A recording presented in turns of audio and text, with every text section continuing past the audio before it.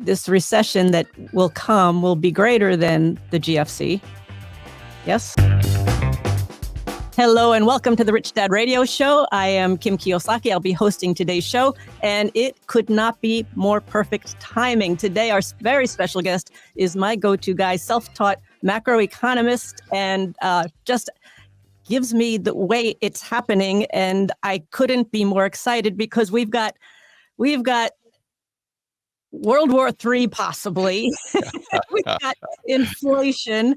We've got interest rates going up, going down, and then something unprecedented just happened. So I want to welcome George Gammon to our program. Welcome. Welcome, welcome. Thank you for taking the time, because right now the world seems a little crazy to me, and there's all these different factors coming to play, and you are so good at putting the pieces of the puzzle together. Yeah, well, thanks for having me, Kim. Oh, absolutely. I got to say, I thought we were friends. You're calling me an economist, and that's you're offending me right now. Oh, I'm so sorry. That's the last thing I would ever do. No, all joking aside, now, I really appreciate you having me on, and it's always a pleasure. Thank you. Thank you. Well, I have always learned so much from you, George. And so I just want to jump into it. What's going on? What happened recently that, as you said, is unprecedented? Well, we've got to go back about a year and a half or so.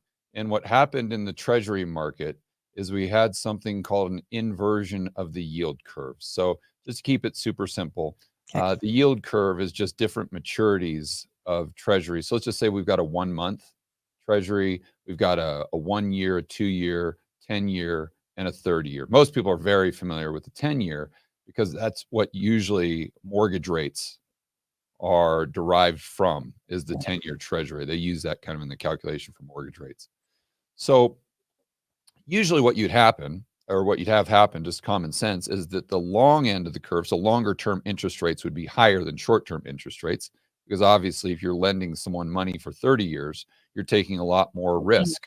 Right. They don't pay you back. You're taking inflation risk, all these things, as opposed to just lending money to someone for 1 month or 1 year, where you're taking a lot less risk. And therefore, there's going to be a premium on that long-term maturity, and therefore the interest rate's going to be higher. You have to be compensated for that risk, basically. Got it. So this is the way interest rates should usually look, to where you have a steep sloping curve. What happens in an inversion, short-term interest rates go higher than long-term interest rates. So this is very unnatural.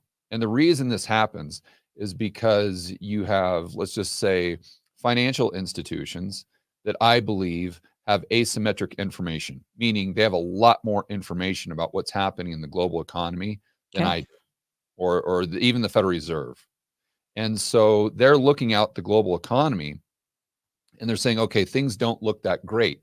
We're seeing recessions. We're seeing an economic slowdown potentially in the future, not now, but in the future. And therefore, we're going to buy the most safe and liquid asset we can get our hands on.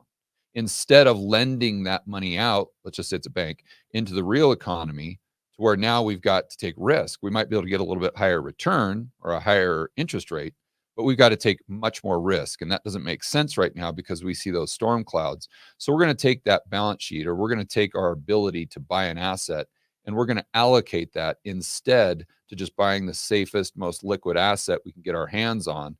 And those are treasuries. And so when the yield curve inverts, it's basically a signal that there's less confidence in the economy. Is that? Yes, that's the financial institutions, and I call them the economic insiders. And this is you could look at Jamie Dimon, you could look at Larry Fink or Warren Buffett or Paul Tudor Jones, but it's not just those types. It's also the banks in the global monetary system, inside and outside the United States. They're seeing a lot more risk, and therefore they want to get into, let's call it, a safe haven asset. So they buy treasuries, and they want to buy the long end of the curve, because if they can lock in an interest rate, let's just say the 10 years trading at 4 or 5%, and they see growth in inflation, let's say over the next 2 or 3 years at 2%. So they're like, hey, I'm going to go ahead and lock in that 4% completely risk-free. And so what happens is you get demand at the long end of the curve, which brings interest rates down because there's an inverse correlation Got it. between the interest rate and the price of the actual treasury. So if yields are going down or interest rates are going down, that means the price of the treasury is going up. Oh, got it. Got it. Usually what happens is when you get this demand at the long end of the curve because of this, let's say, flight to safety, because they're seeing economic storm clouds, ironically, what happens is the Fed is so far behind that while they're doing this, they start actually increasing interest rates at the front end of the curve because the Fed controls that overnight rate. We call it the Fed funds rate. So whenever you see Jerome Powell on TV come out and saying that he's increasing interest rates by 25 basis points or he's decreasing interest rates by 50 basis points. We just had a Fed rate cut the other day by 50 basis points. That's just the overnight rate.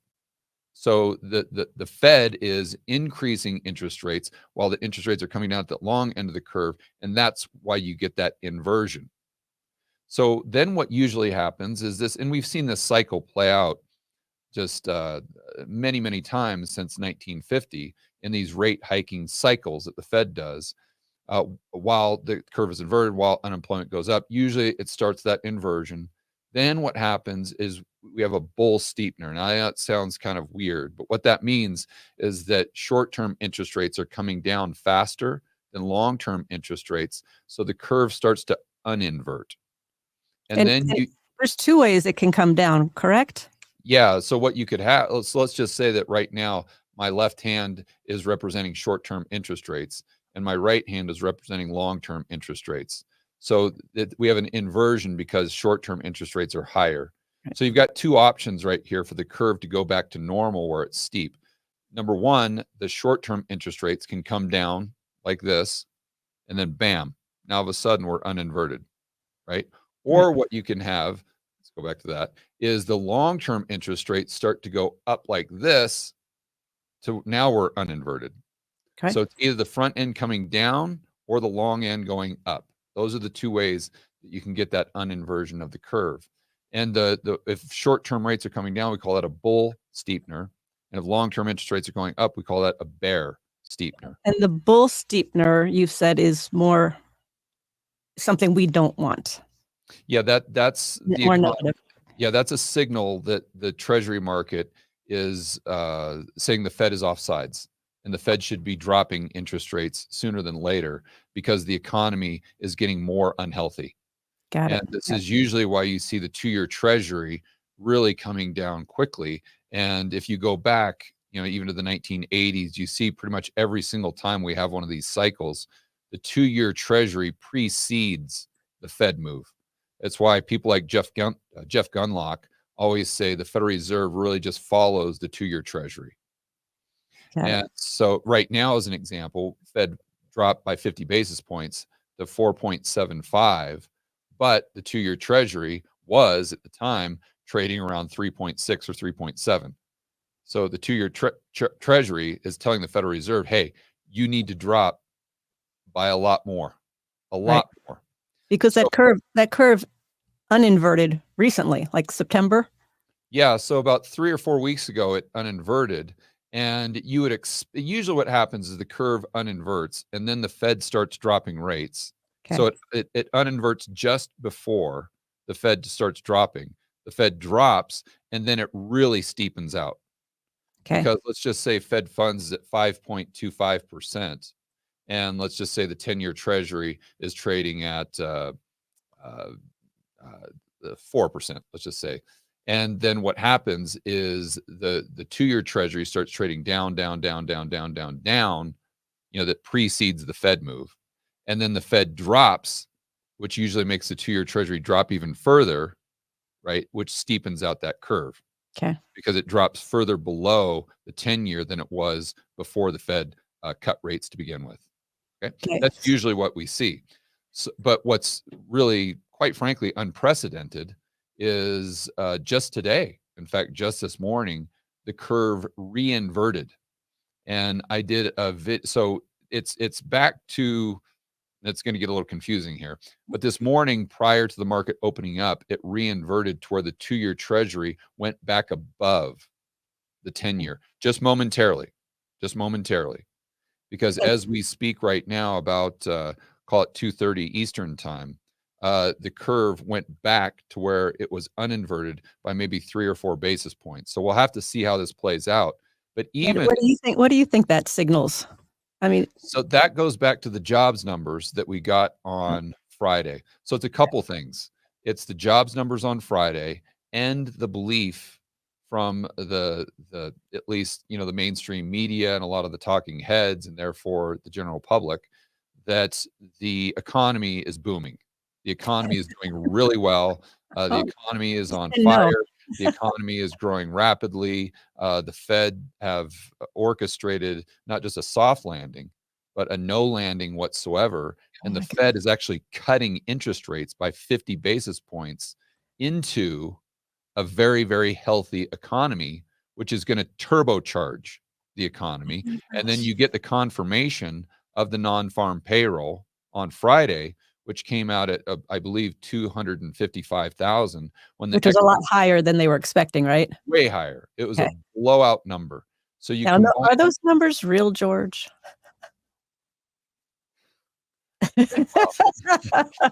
look, uh, Just had to ask. yeah, so here's what I'll say, and I'll let your audience come to their own Okay. conclusions. About 2 months ago, we had a revision to the prior year of non-farm payroll, where they revised the jobs down by almost a million. Wow. Almost a million. Wow. I think right off the top of my head, I think it was 818,000. Jeez. So that is in fact, I think it was the largest revision down since the GFC. Wow. I mean, it was a staggering number. So what that means is that, for the last year, we're looking at the jobs numbers get better and better and better. And then they say, oh, yeah, by the way, we were just joking. The jobs market is actually terrible.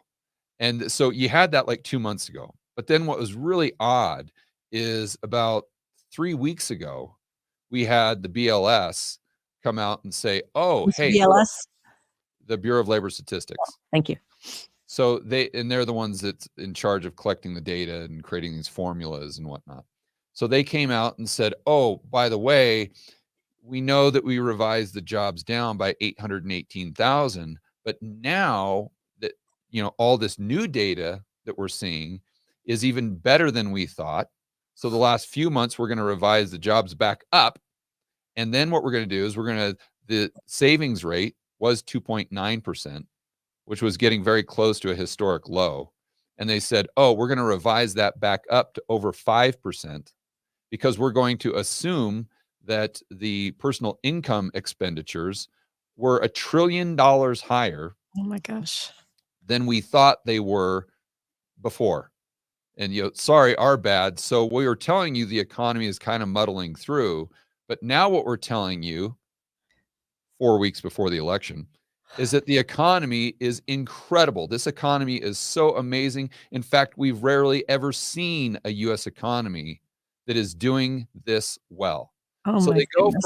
they go from, okay, sorry, our bad, we're going to revise down by, let's say, 1 million jobs, to the very next week almost saying, oh, guess what? Things are way, way, way Oh my better than gosh. we thought. They're just making this up. Oh my goodness. They forgot about inflation and everything that's been going on? And then they're saying inflation is coming back down. I mean, Coming it's down, of course it is. 5, Everything. the Fed is, It's and all their target, let's beautiful. remember, is 2%, right? So 2.5, but we don't want under that, because if it's under 2%, then what that means as far as the narrative, Uh-huh. the narrative is, oh my gosh, now the economy could be going into recession because now we're under the Fed's target, and therefore the Fed is going to have to stimulate the economy. But at 2.5, the narrative, we can assume that the economy doesn't even need to be stimulated, because it's doing so well. The jobs numbers are indicative of the underlying health. And therefore, since the Fed is, quote unquote, stimulating by dropping rates, then this just means, like we said earlier, that the economy is off to the races. And the Fed is now just completely turbocharging the economy. And we don't really have to worry about inflation, because we've seen it come from, let's say, 9.1% in June or July of 2022, all the way down to 2.5. So they're assuming that the Fed is just absolutely sticking the landing to where we can bring inflation down, while at the same time we can grow the economy and make the economy even healthier than it was to begin with, let's just say in 2019. This isn't just a narrative right now. I mean, I would challenge any of your viewers to watch CNBC. I don't know when this is going to come out, but if they could watch it, tomorrow or something like that, just watch the talking heads on CNBC and what they're like, Jim Cramer, and what they're saying about the economy. I mean, they're literally euphoric, like they can't even believe how awesome everything is Yeah, because because it's not. They can't believe it because it's not. yeah, Oh, so anyhow. that's why we saw so going back to the original point, that's why we saw this, let's say, re-inversion, Mm. because the 10-year Treasury has moved up because, and we were talking about oil as well. So you have all of these factors because we got oil going up as a result of the Middle East, and then we could have a short squeeze on oil as well, which we'll save that. Okay, well, hold that thought, because we're going to come back to that. We're just going to take a quick break, George, and then we're going to be back. We're going to talk about the Middle East. We're going to talk about oil. We're going to talk about all these things that seem to be kind of a perfect storm heading our way or already on top of us. Yeah, they're all converging on us at one time. Yeah. Right now we are looking at a perfect storm, and it's not very perfect, actually. And George, you talked about the economic storm clouds that these people are seeing, that the banks are seeing, that people in high places are seeing, and they're responding to it. So what is making up the perfect storm? How is it all coming together? Because the one thing that you do is you look at all the different facets and kind of put it together in terms of how they all interact and how this could impact. There's so many pieces that could impact our economy right now and the world. Yeah, I mean, it's really unprecedented what we're seeing right now in the yield curve. I did a video this morning where I went back and looked at all these cycles going back to 1980, and I couldn't find a cycle where the curve reinverted after the Fed started dropping rates. I couldn't find it. So this is so we don't know. We really don't know what that means, do we? No, we don't know what it means, but I'm guessing it goes back to the view of the mainstream media. Yeah. That the underlying economy is extremely healthy, while at the same time we have oil prices increasing as a result of what's happening in the Middle East. And a lot of the experts, and let's just say talking at the market, seems to think that those higher oil prices, if sustained, could trickle through the United States and lead to higher rates of inflation. So when you have that combined with what we were talking about prior to the break, with this euphoria around the health of the economy, that means inflation and growth expectations increase, which would make sense when you see the yields going up on the yield curve, especially the 2-year Treasury going up a lot faster than the 10-year, which has created this incredibly rare, unprecedented re-inversion of the curve. And we were talking about the CME group, I believe, prior to going live, and they just do kind of like the betting odds, if you will, based on different market indicators for the next Fed meeting, as to, are they going to cut 50? Are they going to cut 25? And just last week, the debate was between 50 and 25. Right. Right off the top of my head, I think it was maybe like 20% for a 50 and 80% for a 25. Now, as of today, the 50 is at 0%. It's not going to happen. Well, it's going to change. According to this, to them right now, the 50 basis point is completely off the table. 0% chance they do that next meeting, and the 25 basis point cut, I believe, is at 80%, and no cut at all is at right around 20% odds. So this is really crazy stuff. And what's frustrating, I think, for the average person is when they juxtapose what they're hearing from the Federal Reserve and from these data points to what they're seeing in their own life. Yeah. At the food store, at the gas pumps. Exactly. Yeah. It's their purchasing power is declining. They're finding it hard to maybe get a job, yes, or to find a different job if they want to relocate. they're talking to their friends, and their friends are saying the exact same thing, and they're looking around themselves and just saying, "Oh, booming economy. I don't, huh? Like how are you coming to this conclusion?" And I think that I think they're right. The guy in the street is absolutely right. That would be my base case. And I think that over the next 6 months, or maybe over the next 9 months, you never know how to time these things, that the average Joe and Jane that are watching your program right now saying to themselves, no, the economy is not doing well. It's actually, or no, the economy is not doing well. It's actually doing very poorly. They're going to be the people that are proven correct. And by the way, this exact same thing happened, not with the uninversion of the curve, but with the interest rates. The exact same thing. It's almost scary that it's just a mirror image, or kind of a carbon copy, maybe is a better way to say it, as to what happened in 2007. So I don't know if you know this, Kim, but the last time that we had a 50 basis point cut was in 2007, prior to the GFC. And you know what the date was on that? No. September 18th. No, it's the exact same day. Wow. And by the way, you know what they dropped the rates to? No, what? 4.75.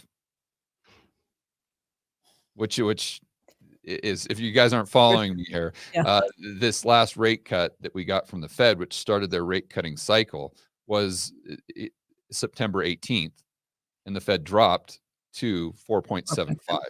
The exact same thing, and the exact same day, and exact same date as 2007. And then we had the great financial crisis. Yeah, but let's focus for a minute on what happened to interest rates as far as the long end of the curve, because see, what we've been talking about with this reinversion, that has to do with the entire curve. But if we actually look at what happened at the long end, let's just say that, let's focus on the 10-year treasury to keep it simple.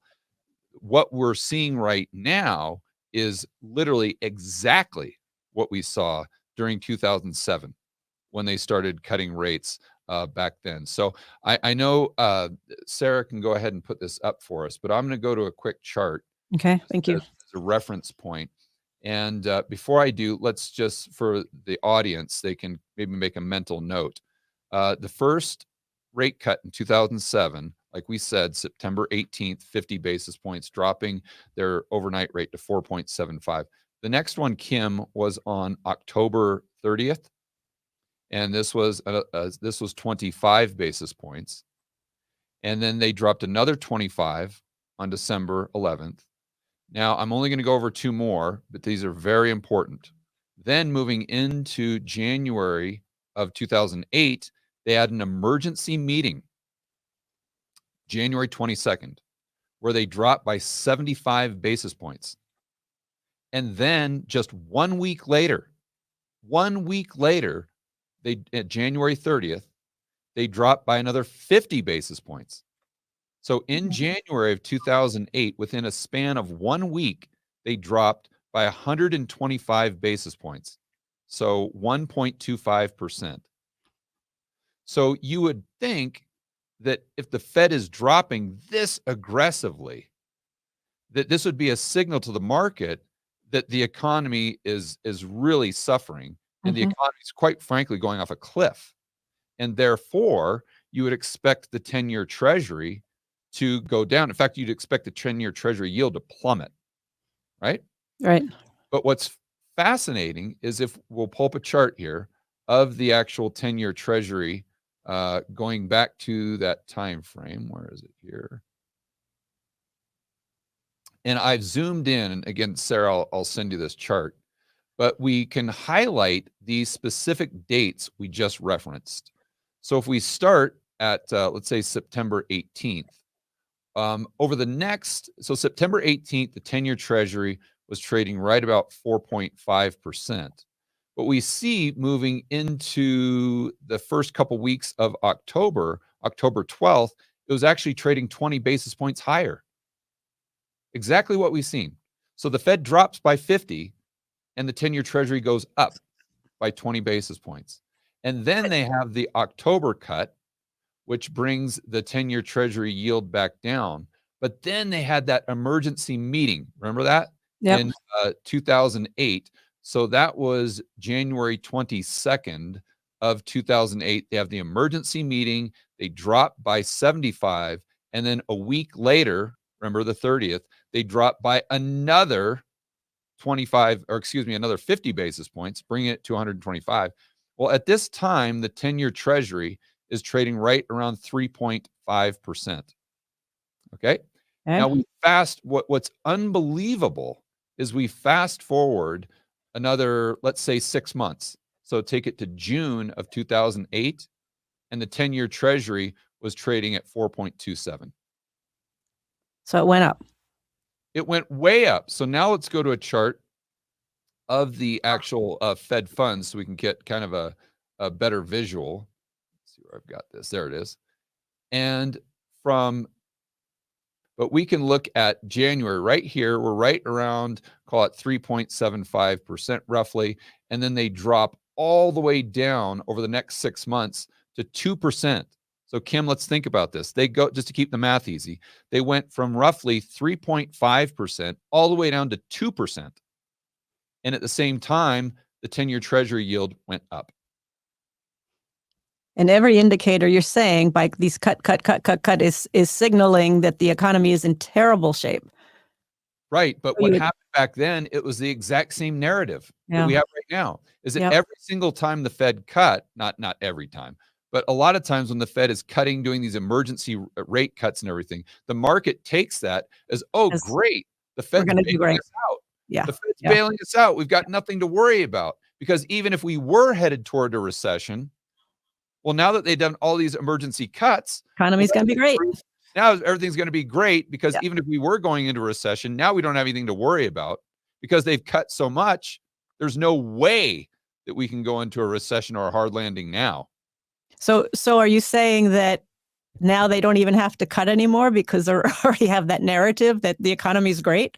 Are they going to continue to cut? But my point is that's what happened back in 2008. Yeah. It's exactly what happened. Is the economy was on fire until it wasn't. Yeah.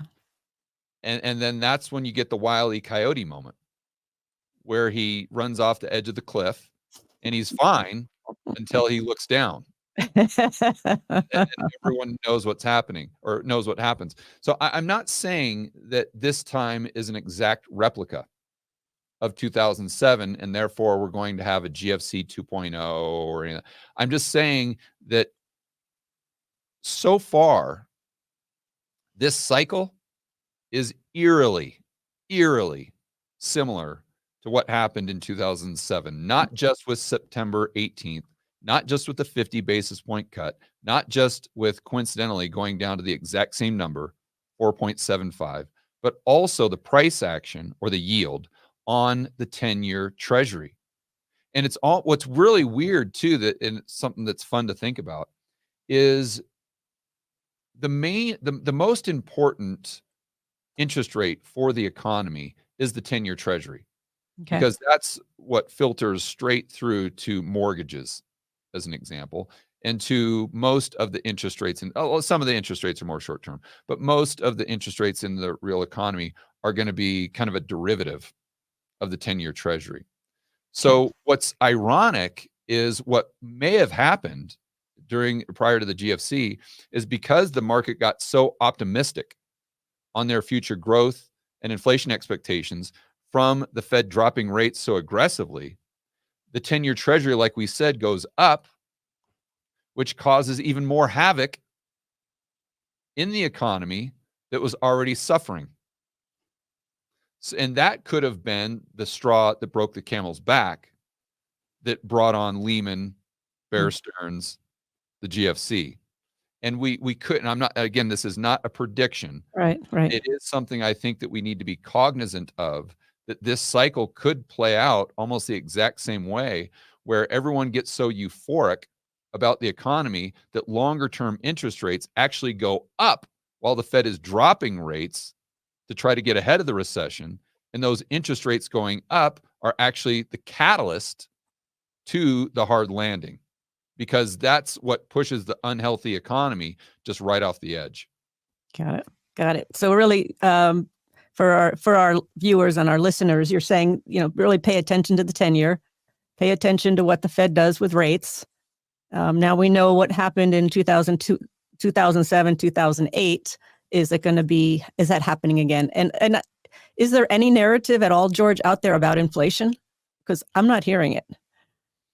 Yeah, I mean that's part of what's bringing interest rates up is this idea that, and also too, we forgot to talk about China stimulus. I think that plays a lot into what's happening with interest rates and commodity prices as well, because they're going. I mean, they were quite literally in the China's version of the GFC.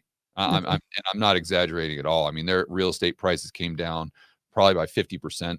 At least in the major urban areas. I mean, they are literally going through a GFC. So, Currently. yeah, currently as we speak.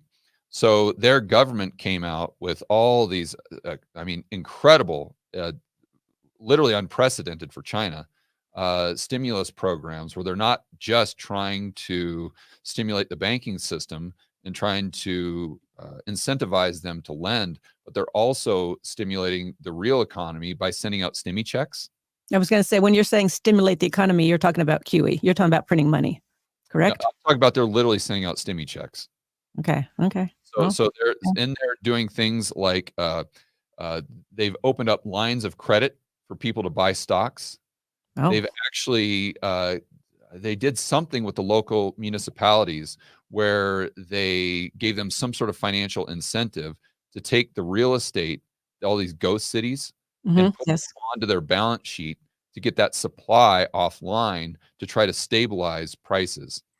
I mean, they're doing just some intervention that is obviously going to lead to economic distortions that are mind blowing. I mean, the amount of unintended consequences that are happening as a result of this type of central planning is going to be, an economic price that unfortunately the Chinese people are going to have to deal with for a long time to come. But that's also going to affect the entire world. Yeah, absolutely. Absolutely. And it depends on how much they actually do. And a lot of the narrative in the market revolves around, even if this stimulus that they're doing is ineffective, then what will they do next? Yeah. And a lot of people think that they'll just double, triple, quadruple down. And the only way to double, quadruple, or triple, quadruple down is to buy commodities so they can build more ghost cities. And so then you get the price of copper booming, you get the price this could be contributing, I should say, to the price of oil. And therefore, the narrative is that could trigger another bout of inflation in the United States. And that could be playing into the yields that we're seeing.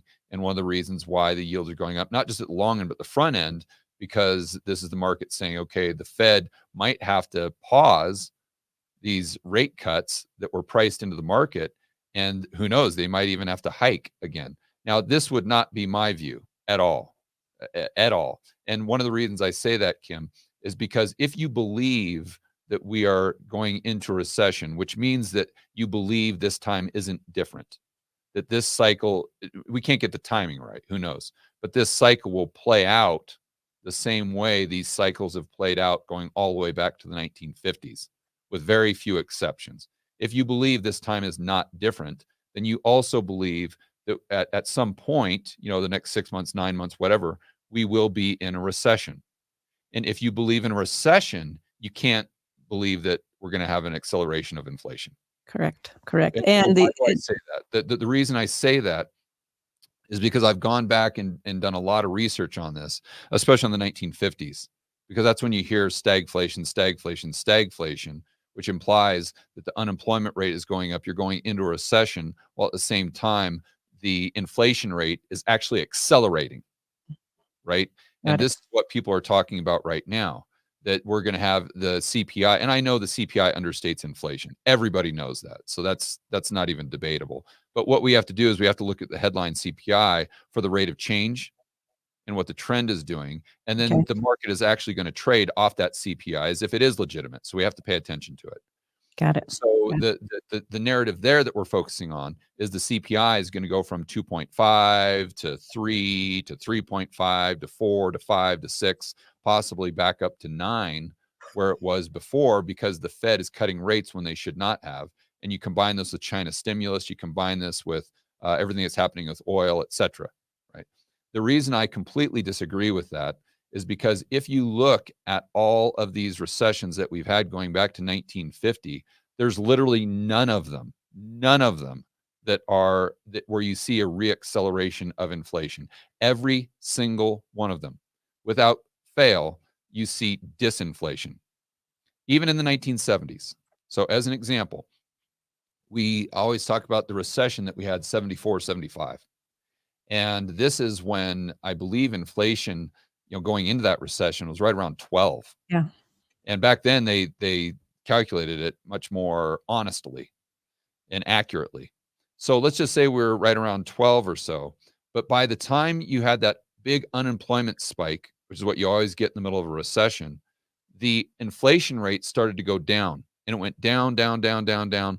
Now we still had inflation, but the rate of inflation was decreasing. So this is disinflation, Okay. different than deflation when prices are outright declining.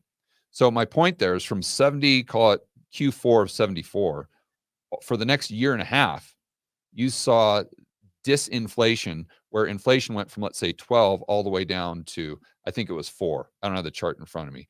And then in 1980, you saw the exact same thing where you had the next recession, and you saw the CPI go from, let's say, 10 all the way down to maybe 3 or 4, something like that. But it kept going down for 2 years. 2 years. So the punchline is we've in the United States, as far as I can tell, going back to the 1950s, we have never had a recession with the big spike in unemployment and have inflation accelerate. Yeah. It always goes back down. And now, after the recession is over, after that year or 2.5 years, based on the government intervention and the distortions that they create in the economy, then yes, absolutely, you can see a reacceleration of inflation, and that would be my base case. Okay. Got it. So Got it. So my final question is, if that's the base case, I'm going to make an assumption. I'm just guessing at this point. This recession that will come will be greater than the GFC. Yes? it Don't know. depends. We don't I, know I could give all an the argument factors. yeah, so I could give an argument as to why it would be, and I could give a very good argument as to why it won't be. And my argument why it won't be is because now the Federal Reserve and the government is much more of an interventionist. Mm. Where if we have especially if it's a quick decline of the, let's say the stock market went down by 20%, while at the same time we get some negative numbers on the non-farm payroll. If that happens, I can And almost they're going to jump in. assure you that the Fed is going to drop Yeah. down to, who knows, 1%. They're going to start doing QE again. Yep. Yep. And probably more importantly, the government is going to do some sort of fiscal stimulus. They're going to start UBI. They're going to do stimmy checks. They're going to do whatever. They're going to do the exact same thing China's doing. My Yeah. point is, if this would have happened back in 2001, they would have maybe stood back and said, okay, let's just see how this plays out. Where now, just they're, as soon as they see those numbers start to decline in a way that is worrisome, they're going to step They're gonna in jump in. and try to prevent everything. And they're going to, just like China, probably double, triple, quadruple down to the point where we could see the Fed buy stocks, and we could see the Fed buy housing. I mean, who knows what they'll do to try to prop up asset prices. And long term, obviously, that's terrible because Yeah. we're all going to pay the price. And the example there that I give is just ask yourself if life, your standard of living, or your purchasing power is better or worse now than it was in 2019. Right. And I Right. would bet probably 90% of your audience would say today it's actually worse. Yeah. Why is that? Well, that's because of the economic distortions that were created by the government in 2020 and 2021, when they're locking everyone in a cage, shutting down the global economy, completely destroying global supply chains, while at the same time increasing aggregate demand by sending checks directly to people for a problem they caused. I mean, let's Yes. be honest here. Yes. So there is no free lunch, but that's why I would argue this recession. In fact, I think what may play out is the more gradual the recession is, and the more shallow the recession is, you could argue that it will even be worse than it otherwise would be, because that will allow the government to stand back and not really do anything. Where if we do see a deep, steep Oh, I see what decline you're very saying. quickly, Yeah, like this, COVID, then they'll come in all, guns a-blazing, and with all these economic distortions, to where that recession will be like a month, as opposed to maybe 6 months or a year if we just have a slow, gradual, shallow type of recession. got it, got it. So we're out of time, but I do have one final question I just gotta ask, 'cause what would you say to people because there's so much uncertainty. How would you advise them to prepare? Well, with their portfolio, I mean, you gotta own gold. I mean, Yep. that's the only problem with gold is if we get a liquidity event like the GFC, usually gold really takes a hit because it's doing its job and it's the only thing that's liquid. But bottom, even if it does go down, I mean, you got to have something like Yeah, that with no counterparty risk, for heaven's right. sake. And right now, I like T-bills, especially rolling them over as interest rates go up. But the good news is you've got to start a watch list of things that you'd like to buy and things that you'd like to own if asset prices get lower. Great point. It's not just doom and gloom. You've got to be Yeah. very realistic about the probabilities, and then also you've got to ask yourself, how could George be wrong? And I ask myself that question every single day. I say, how could this time actually be different? And so if you start to see the Fed pause, and if you start to see good, or continue, I should say, to see good unemployment or data as far as the unemployment rate going back down, Mhm. and then you start to, or we continue to see these non-farm payrolls exploding higher, for the next 6 months, and then you start to see that bear steepener where the Fed is pausing, but the 10-year Treasury keeps going up and up and up and up to its historic norm. I think its historic norm is about 120 basis points above Fed funds. So let's just say Fed funds stays at 4.7. If you start to see the 10-year Treasury with all the economic data getting better and better and better go up to, let's just say 5.25 or something like that, then that would be an indication that George Gammon is wrong, and the yield curve is wrong, and that we very well might get a no landing, and then you've got to reposition. But even in that environment, gold likely does really, really well. Right, right. I'm gonna guess George is right. See, I'm gonna see, put my money on I you, always say there are no certainties, there are only probabilities. I know. Well, thank you, George. This has been fantastic. And I love that you give everybody indicators to look for as we move forward, because it makes so much sense, as nobody's really telling the truth, and that the economy is booming and it's just going to go off to the moon. It's just exciting. Oh my gosh. We got to pay very close attention to the numbers, especially after the election. Okay. That's really what I'm hyper focused on, because let's assume that right now they are kind of, they're doing some, let's say, window dressing, Yeah. to be very polite. After the election, especially if Trump wins, then you could see the number. Oh, yeah, you know what? We revised them up, Kim, but now all of a sudden we we saw that our models were broken. We're revising them all down by another million, by another million jobs. The economy's terrible, and it's all because you guys elected Donald Trump. So I'm going to be very, very focused on if the numbers change substantially after the election, especially if I Trump love it. wins. Well, the narrative, if Trump wins, the narrative isn't going to be anything good in the media. Yeah, yeah, yeah, Everything's Donald Trump's fault. That's how it is. Yeah. yeah. Okay. Well, thank you, George. It's been fantastic. I so appreciate you, and I so appreciate your time, and I wish you the best, and I can't wait to see you when we see each other next. Yeah, yeah. I look forward to it. Yeah. Thank you. Take care.